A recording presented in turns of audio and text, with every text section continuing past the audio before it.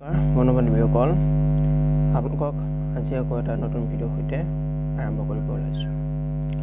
টেঙা ফলবোৰৰ ভিতৰত অন্য এবিধ উপকাৰী ফল হৈছে কমলা টেঙা, আৰু ই এটি অতি লাভজনক খেতি। আৰু বৈজ্ঞানিক ভিত্তিত যদি আপোনালোকে এই কমলা খেতি যদি কৰিব বিচাৰে তেন্তে বহুতো যথেষ্ট লাভান্বিত হ'ব পাৰে। আৰু এতিয়া বৰ্তমান উত্তৰ পূব আৰু অঞ্চলৰ ঘাইকৈ অসমৰ মেঘালয়তো এই সুমথিয়া খেতি বৰ্তমান কৰি থকা দেখা যায়। বন্ধুসকল, বৰ্তমান কমলা খেতি আপোনালোকে কৰিলেই নহ'ব, অধিক জৈৱ সাৰ থকা, মানে যদি আপুনি কেনেকুৱা ধৰণৰ মাটি লাগিব, যি অধিক জৈৱ সাৰ থকা আৰু পানী জমা নোহোৱা ওখ ঠাই লাগিব, আৰু বালিচহীয়া মাটি এই খেতিৰ বাবে বহুত আৱশ্যক। আৰু আপুনি যাতে এনেকুৱাকৈ বাগানখন পাতিব লাগিব, কমলা বাগানখন, যাতে জলসিঞ্চন কেতিয়াবা নিষ্কাশন হ'ব পাৰে, মানে জলসিঞ্চন আপোনালোকৰ পানীটো গুচি যাব পাৰে, আকৌ আপুনি পানী দিব পৰা সুবিধা থাকিব পাৰে। ইয়াৰ জাতসমূহ থলুৱা সুমথিয়া টেঙাৰ প্ৰায়ভাগ থাকে, থলুৱাভাৱে থাকে এই জাতসমূহ। আৰু আমি আপোনালোকক দেখুৱাই আছোঁ বৰ্তমানে চাওক আপোনালোকৰ সুমথিয়া খেতি। আৰু এই সুমথিয়া ঠেঙি যি আপোনালোকে কমলা খেতিসমূহ বৰ্তমান আপোনালোকে বীজৰ পৰাও কৰিব পাৰে, নাইবা আপোনালোকে কলম দিও ইয়াৰ পৰা আপোনালোকে পুলি ৰোপণ কৰিব পাৰে।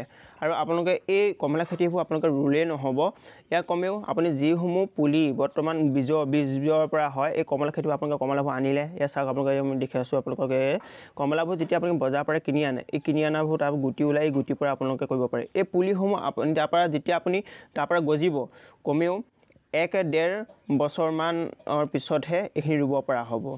আৰু তাৰপিছত যিসমূহ আপুনি বৰ্তমান কলম দি কৰিব, কেতিয়াবা আপোনালোকৰ নালাগিব পাৰে, তাত 1.5 বছৰমান হ'লেও হ'ব। বৰ্তমান আপোনালোকক কওঁ, চাওক মই দেখুৱাইছোঁ আপোনালোকক কিমান দুখজনক, মানে মন নিজৰে বেয়া লাগিছে, যিহেতু এটা কাম কৰাৰ পিছত এনেদৰে যদি অৱস্থা হয়। বৰ্তমান চাওক কমলা গছ উমৰিয়াই দিছে নহয়, পোকে কেনেকৈ খাই বৰ্তমান লালি কৰি পেলাই দিছে।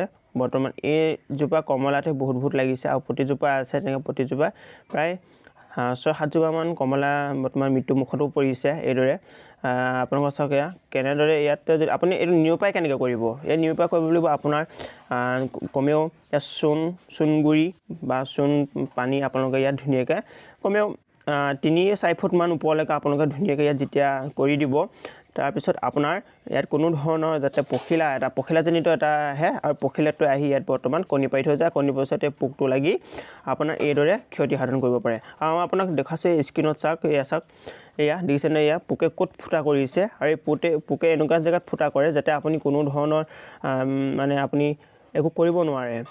এয়া চাওক কিমান ডাঙৰ ফুটা কৰি দিছে। এয়া আপোনাক হাতত দেখুৱাইছে, চাওক কেনেকুৱা এনেকুৱা গুৰি ওলাই দিয়ে। আৰু এই গুৰি যদি এনেকুৱা ওলায় আপোনাৰ বহুতো যথেষ্ট আপোনাৰ ক্ষতি সাধন হয়। আৰু আপুনিও সেইটো চাওক, আপোনাক দেখুৱাই দিছে কেনেকুৱা ধৰণৰ এই ফুটাবোৰ উলিয়াই আছে। আৰু যিহেতু কমলাজোপা লাগিছে, ইমান কম লগা নাই, বহুত লাগিছে কমলাৰ পৰা। আপুনি খেতি কৰিব পাৰে এনেধৰণৰ। আৰু দেখি মোৰ বেয়া লাগিছে, যিহেতু এনেকুৱা যদি হয় তেন্তে কি হ'ব। আপোনাক ক'লোৱে আপুনি চূণ গুৰি বা চূণৰ পানী একদম ধুনীয়াকৈ ডাঠকৈ সানি দিব পাৰে, ধুনীয়াকৈ গছজোপা যাতে সুৰক্ষিত হৈ থাকিব পাৰে। চাওক আমি গুৰিটো দেখুৱাইছোঁ। আৰু গুৰিটো আপোনাৰ এটা কথা, কমলা খেতি কৰিলে আপোনাৰ গুৰিটো ধুনীয়াকৈ চাফ চিকুণ কৰি ৰাখিব পাৰে। মই বৰ্তমান চাফ চিকুণ কৰা নাই, সেই কাৰণৰ ভুল চাগে মোৰ এইটো হৈছে, মই এটা অনুভৱ কৰিছোঁ। আৰু ক'ব লাগিব যে আপুনি যেতিয়া এই পুলিসমূহ ৰুব, এই কমলা পুলিসমূহ যেতিয়া ৰুব, আপুনি ৰোৱা পুলিসমূহ বৰ্তমান মে' মাহ আৰু আগষ্ট মাহৰ ভিতৰতহে আপুনি এইবোৰ পুলি ৰুব পাৰিব। তাতকৈ যদি বাৰিষা কালত, কিন্তু খৰালি কালত নহয় আকৌ দেই।